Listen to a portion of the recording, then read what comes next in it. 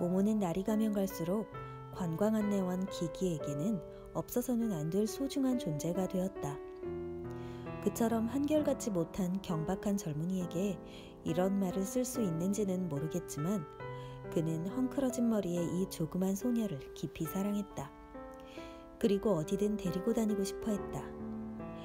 이미 말했듯이 기기는 이야기하기를 아주 좋아했다. 그런데 이 점에서 기기 자신도 피부로 느낄 수 있는 커다란 변화가 발생한 것이다. 예전에 기기는 이야기를 하다 보면 궁색한 지경에 빠지기도 하고 도무지 그럴듯한 생각이 떠오르지 않을 때도 많았다. 그래서 전에 했던 이야기를 되풀이하기도 하고 영화나 신문에서 보았던 이야기를 슬그머니 활용하기도 했다. 말하자면 땅 위를 걷는 격이었다고나 할까? 하지만 모모를 만난 다음부터 기기의 이야기는 갑자기 날개를 얻었다.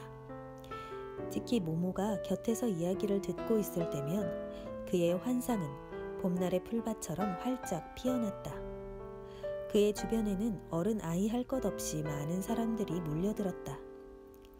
이제 그는 몇 날 며칠 몇 주일 동안 이어지는 이야기를 할 수 있었다. 기발한 착상이 샘물처럼 끊임없이 솟아나왔다.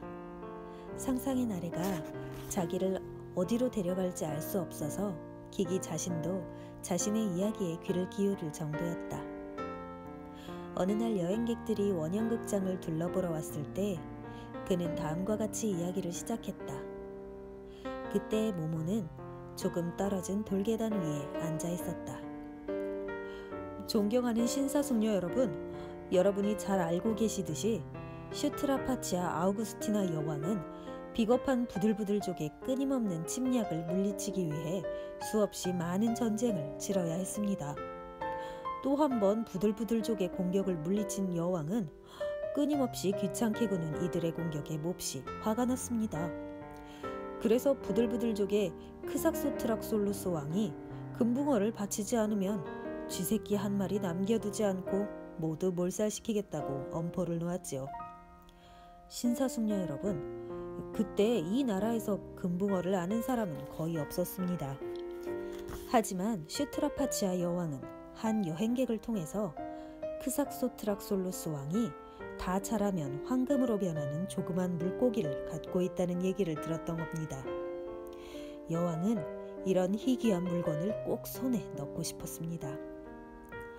크삭소트락솔루스 왕은 속으로 쾌재를 불렀습니다. 왕은 진짜 금붕어는 침대 밑에 숨기고 여왕에게는 보석으로 치장한 수프 접시에 아기 고래를 담아서 보냈습니다. 금붕어가 좀 작을 거라고 생각했던 여왕은 보대형 물고기가 너무 커서 조금 놀랐습니다. 하지만 크면 클수록 더 좋지. 여왕은 스스로에게 이렇게 말했습니다. 물고기가 크면 더 많은 황금을 얻을 수 있으니까요. 그런데 이 금붕어는 금빛을 조금도 띠지 않고 있어서 여왕은 조금 불안해했습니다. 하지만 크삭소트락솔루스 왕의 사신은 물고기가 다 자라야 금으로 변하지 그 전에는 그렇지 않다고 설명했습니다. 따라서 물고기의 성장을 절대 방해하지 말아야 한다는 것이죠. 사신의 말을 듣고 슈트라파치아 여왕은 안심했습니다. 아기 고래는 하루가 다르게 쑥쑥 자랐습니다. 그만큼 엄청난 양의 먹이를 먹어치웠지요. 하지만 슈트라파치아 여왕이 가난하지 않았기 때문에 이 물고기는 양껏 먹고 뚱뚱보가 되었습니다. 어느새 수프 접시는 물고기에게 너무 비좁게 되었습니다. 크면 클수록 더 좋지. 슈트라파치아 여왕은 이렇게 말하며 물고기를 목욕탕 욕조로 옮기게 되었습니다. 하지만 어찌나 쑥쑥 자랐던지 얼마 안 가서 욕조에도 들어갈 수가 없게 됐어요. 그래서 물고기를 여왕님의 수영장으로 옮겼죠. 옮기는 일만 해도 벌써 아주 번거로운 일이 되었습니다. 물고기가 황소만큼이나 무거웠거든요. 물고기를 옮기다가 한 노예가 미끄러졌는데 글쎄 여왕은 그 불행한 노예를 사자밥으로 던져주라고 명령했지 뭡니까? 물고기는 여왕에게 전부나 다름없었거든요. 여왕은 매일 몇 시간이고 수영장 가장자리에 앉아서 물고기가 자라는 모습을 지켜보았습니다. 그리고 많은 황금을 생각했습니다. 잘 알려져 있듯이 여왕은 아주 화려한 생활을 하고 있었기 때문에 황금이 아무리 많아도 부족했거든요. 크면 클수록 더 좋지. 여왕은 이렇게 혼잣말로 중얼거렸습니다. 이 문장은 누구나 따라야 할 원칙으로 공표되었고 노쇠판에 새겨져 모든 공공건물에 내걸리게 되었습니다. 결국 여왕의 수영장도 물고기에게 너무 비좁아졌습니다. 그래서 슈트라파치아 여왕은 여러분이 지금 보고 계신 이 건물을 짓게 하셨지요. 지금은 무너졌지만 예전에 이 건물은 거대한 원형 수족관이었습니다. 물고기는 맨 가장자리까지 물이 채워진 이 수족관에서 비로소 편안하게 몸을 쭉 펴고 헤엄칠 수 있었지요. 여왕은 낮이고 밤이고 저기 보이는 저곳에 몸소 나와서 거대한 물고기가 황금으로 변하는지 지켜보았습니다. 아무도 믿을 수 없었거든요. 노예도 친척도 믿을 수 없었습니다. 누가 물고기를 훔쳐갈까봐 여왕은 항상 마음이 조마조마했지요. 저기 앉아서 눈도 붙이지 않고 물고기를 지켜보던 여왕은 걱정과 두려움으로 하루하루 여위어갔습니다. 하지만 물고기는 황금으로 변할 생각은 눈꼽만치도 하지 않고 철벅거리며 신나게 헤엄치고 다녔습니다. 슈트라파치와 여왕은 점점 더 나란 일을 게을리하게 되었습니다. 비겁한 부들부들족이 기다렸던 건 바로 그것이었지요. 부들부들족은 크삭소트락솔루스 왕의 지휘 아래 마지막 원정을 감행했고 힘 하나 들이지 않고 손쉽게 왕국을 정복했습니다. 공격을 막으려는 병사 한 사람 만나지 않았거든요. 게다가 백성들은 누가 왕국을 다스리든 어차피 마찬가지였으니까요. 마침내 진상을 알게 된 슈트라파치와 여왕은 다음과 같은 유명한 말을 외쳤다고 합니다. 슬프도다. 오, 나는 다만. 유감스럽게도 그 다음 말은 전해지지 않습니다. 하지만 여왕이 이 수족관에 몸을 던져 모든 희망을 앗아간 물고기 곁에서 세상을 하직한 건 확실합니다. 크삭소트락솔루스 왕은 승리를 축하하기 위해 고래를 잡게 했고 온 국민이 일주일 동안이나 고래구이를 포식했다고 합니다. 신사숙녀 여러분, 이 이야기에서 남의 말을 너무 쉽게 믿으면 어떤 결과를 맞게 되는지 배우셨겠죠? 기기는 이 말을 끝으로 안내를 마쳤다. 깊은 감동을 받은 여행객들은 폐허가 된 원형극장터를 외경심을 갖고 둘러보았다. 다만 한 사람이 미심쩍어하며 이렇게 물었다. 그렇다면 그 모든 일은 언제 일어난 겁니까? 대답이 궁해서 당황했던 적이 한 번도 없는 기기는 이렇게 대답했다. 잘 알려져 있듯이 슈트라파치아 여왕은 고대의 유명한 철학자 노이오지우스와 같은 시대에 살았습니다. 의혹을 제기했던 사람은 자기가 고대의 유명한 철학자 노이오지우스가 어느 때 사람인지 모른다는 사실을 인정하고 싶지 않았다. 그 사람은 이렇게만 말했다. 아, 그래요? 고맙습니다. 여행객들은 모두 아주 만족했고 이번 관광은 정말 유익했다. 옛 시대를 그렇게 생생하게 재미있게 설명한 사람은 만나보지 못했다 하고 칭찬했다.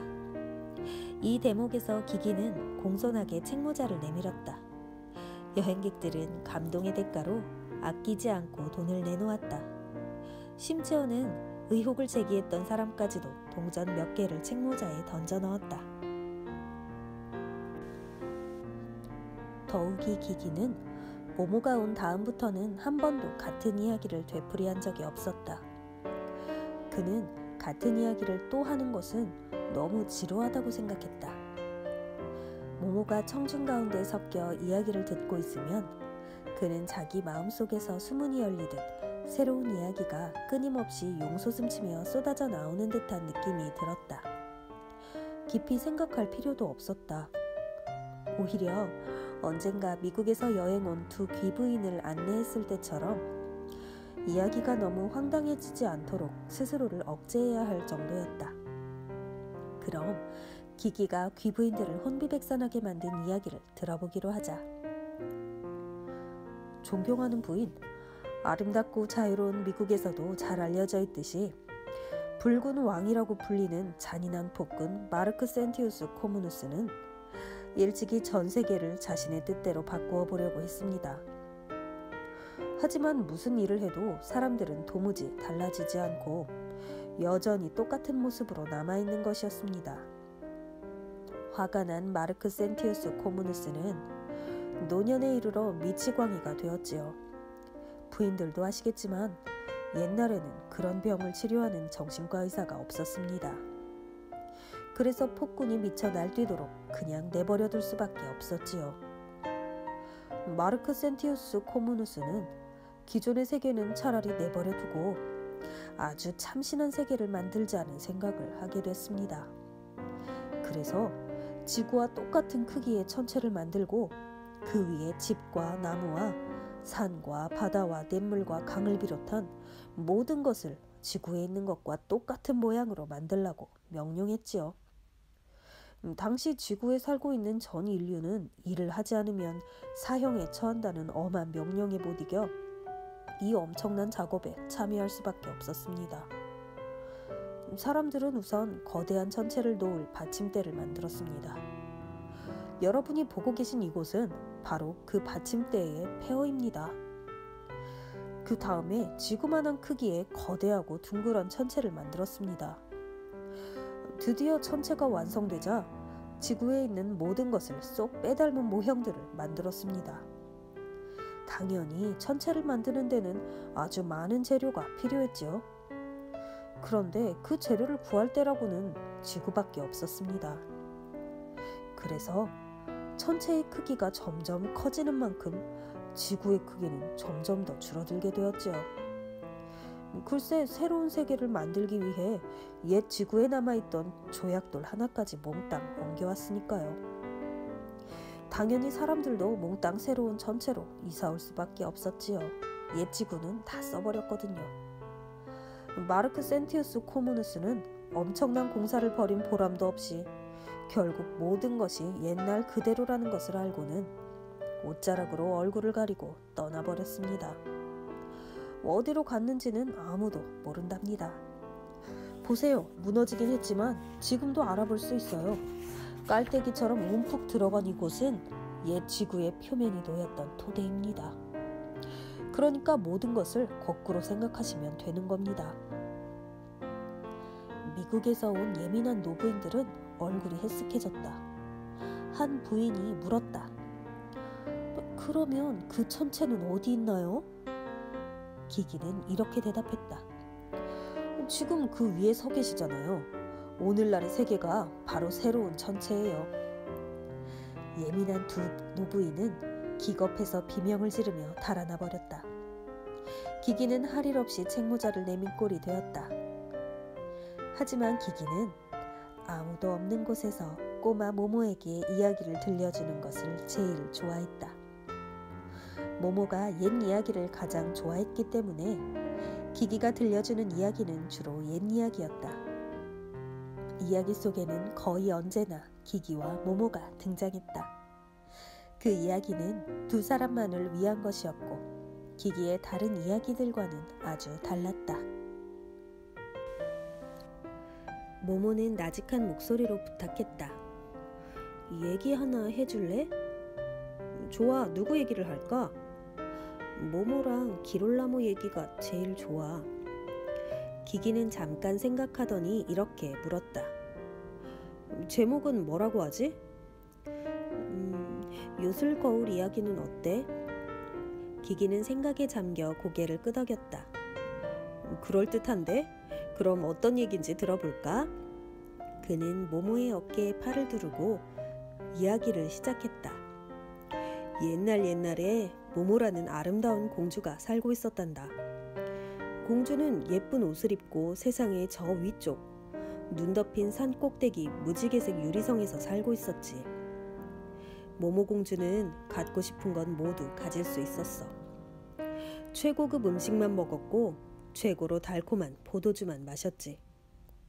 비단 침대에서 잤고 상아로 만든 의자에 앉았단다. 그러니까 모든 걸 갖고 있었던 거야. 하지만 공주는 완전히 혼자였어.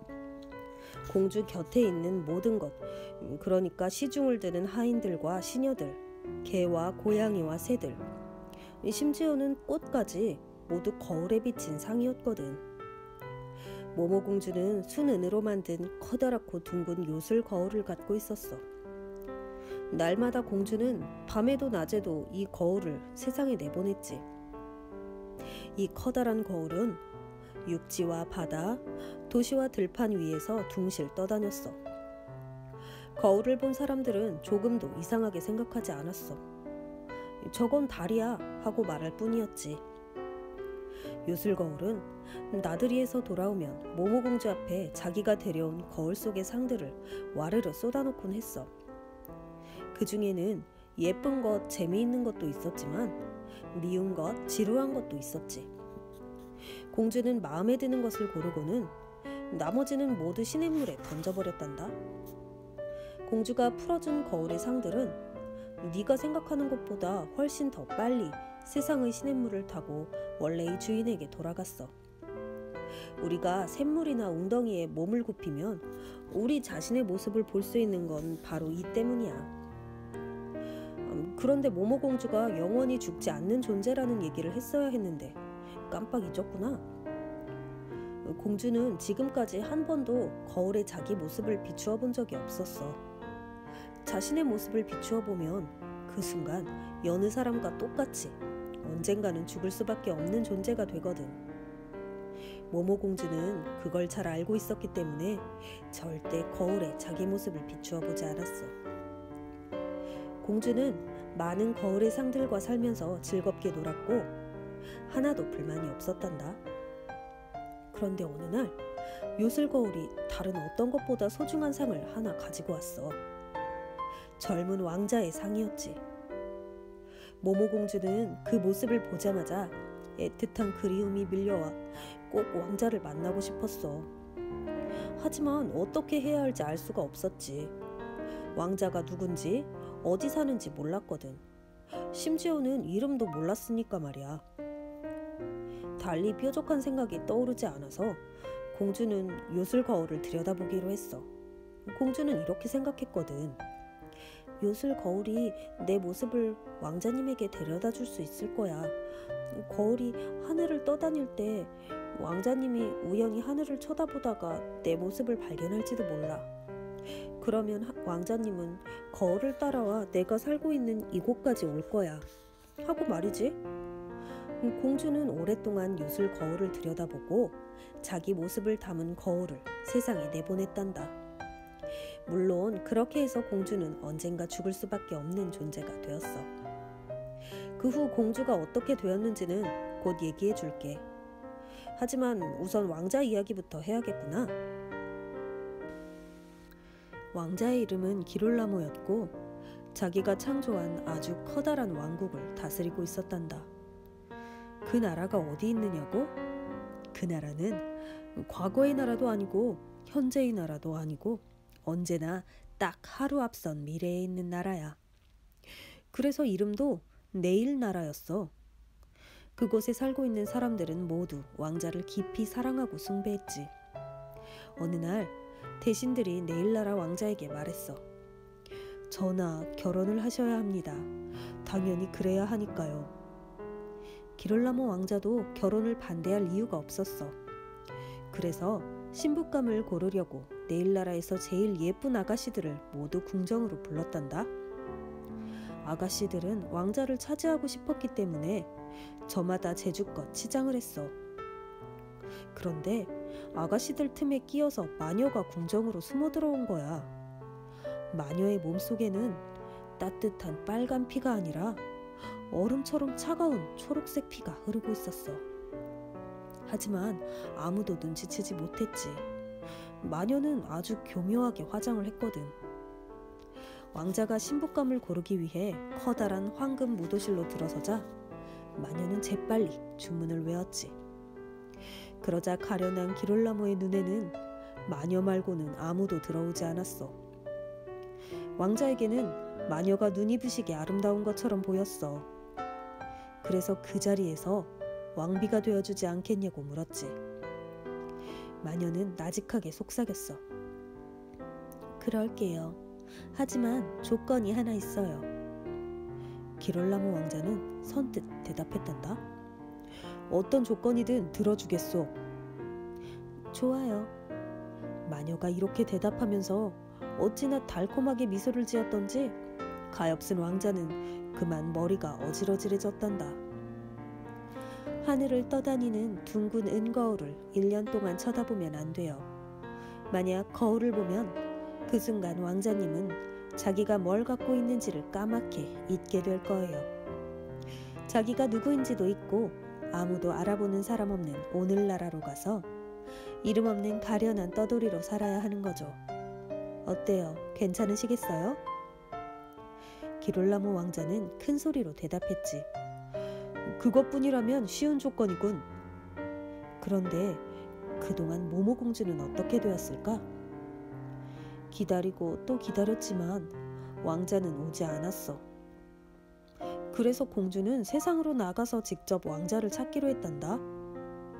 공주는 곁에 있던 거울의 상들을 모두 풀어주고는 조그맣고 예쁜 슬리퍼를 신고 무지개색 유리성을 나와 눈 덮인 산을 지나 세상으로 내려왔어. 공주는 세상 모든 왕들의 나라를 헤매다 드디어 오늘나라에 오게 되었어. 조그만 슬리퍼가 그동안 다 해져서 공주는 맨발로 다녀야 했지. 하지만 공주의 모습이 담긴 요술 거울은 여전히 하늘 높이 둥실 떠다니며 세상을 내려다보고 있었단다. 어느 날 밤에 기롤라모 왕자는 자신의 황금성의 옥상에서 싸늘한 초록색 피가 흐르는 마녀와 체스를 두고 있었어. 그때 왕자의 손등에 작은 물방울 하나가 똑 떨어졌지. 초록색 피가 흐르는 마녀가 말했어. 비가 오려나 봐요. 왕자가 말했어. 아니, 그럴 리 없소. 하늘에 구름 한 점 없잖소? 무심코 하늘을 올려다본 왕자는 하늘 높이 떠있는 커다란 은거울을 보게 되었지. 거기서 왕자는 모모공주를 보았어. 공주는 울고 있었단다. 그러니까 왕자의 손등에 떨어진 물방울은 공주의 눈물이었던 거야. 그 순간 왕자는 마녀가 자기를 속였다는 걸 깨달았지. 마녀가 예쁘지도 않고 몸속에는 차가운 초록색 피가 흐르고 있다는 걸 알게 된 거야. 왕자가 정말 사랑한 사람은 모모공주였던 거지. 당신은 약속을 어겼어요. 이제 대가를 치르세요. 이렇게 말하면서 초록색 마녀는 얼굴을 일그러뜨렸어. 꼭 뱀 같았지. 마녀는 기다란 초록색 손가락을 뻗어 기롤라모 왕자의 가슴을 움켜쥐고 매듭을 하나 묶었단다. 왕자는 몸이 뻣뻣하게 굳어서 꼼짝 못하고 앉아있을 수밖에 없었지. 그 순간 왕자는 자기가 네일나라의 왕자라는 사실을 잊어버렸어. 왕자는 도둑처럼 한밤중에 자기 성을 나와 왕국을 떠났어. 그리고 세상을 헤매고 다니다가 오늘나라에 이르렀지. 오늘나라에서는 왕자는 이름 없는 가난한 떠돌이로 살아야 했어. 왕자는 자기 이름을 간단히 기기라고 했지. 몸에 지닌 것이라고는 요술 거울의 상밖에 없었어. 그 후로 요술 거울은 텅 비게 되었단다. 그동안 모모공주의 예쁜 옷도 너덜너덜해졌어. 공주는 이제 너무 헐렁한 낡은 남자 옷에 알록달록 기운 치마를 입고 있었단다. 모모는 옛 원형극장터에 살고 있었어. 어느 화창한 날이었어. 두 사람은 여기서 맞닥뜨렸지. 하지만 공주는 네일나라의 왕자를 알아보지 못했어. 그냥 불쌍한 떠돌이처럼 보였거든. 기기도 공주를 알아보지 못했지. 하긴 모모는 전혀 공주처럼 보이지 않았으니까. 하지만 똑같이 불행했던 두 사람은 친구가 되었고 서로를 따뜻하게 위로하며 살았지. 이제는 텅 비어버린 은색 요술 거울이 둥실 떠있는 어느 날 밤, 기기는 거울의 상을 꺼내 모모에게 보여주었어. 거울의 상은 흐릿해지고 몹시 구겨져 있었어. 하지만 모모공주는 그것이 저 옛날 자기가 세상으로 보냈던 자신의 상이라는 걸 알아보았고, 가난한 떠돌이 기기가 자신이 그동안 애타게 찾아 헤맸던 기롤람 왕자라는 걸 깨달았지. 공주는 왕자에게 지난 이야기를 모두 들려주었단다. 하지만 기기는 슬퍼하며 머리를 가로저었어. 당신의 말을 전혀 이해할 수 없군요. 내 가슴엔 매듭이 묶여 있어서 아무것도 기억할 수 없거든요.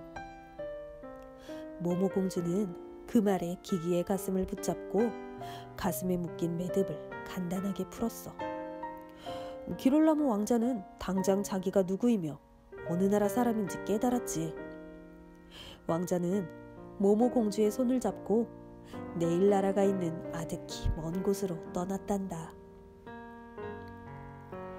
기기가 이야기를 마치자 두 사람은 한동안 아무 말도 하지 않았다. 얼마 후 모모가 물었다. 훗날 두 사람은 결혼했을까? 그랬을 거야, 먼 훗날에. 두 사람은 그동안에 죽었을까? 기기는 단호하게 대답했다. 아니, 우연히 알게 됐지만 확실한 얘기야. 요술거울을 혼자 들여다본 사람은 언젠가는 죽는 존재가 돼. 하지만 둘이서 거울을 보면 다시 영원한 생명을 얻을 수 있어. 그런데 두 사람은 함께 거울을 보았거든. 커다란 은빛달이 컴컴한 소나무 위로 떠올라 폐허의 돌무대기에 신비스러운 빛을 쏟아부었다. 모모와 기기는 아무 말도 하지 않고 나란히 앉아 달을 올려다보았다. 두 사람은 그 순간이 지속되는 한 자신들이 영원히 죽지 않는 존재임을 또렷이 느낄 수 있었다.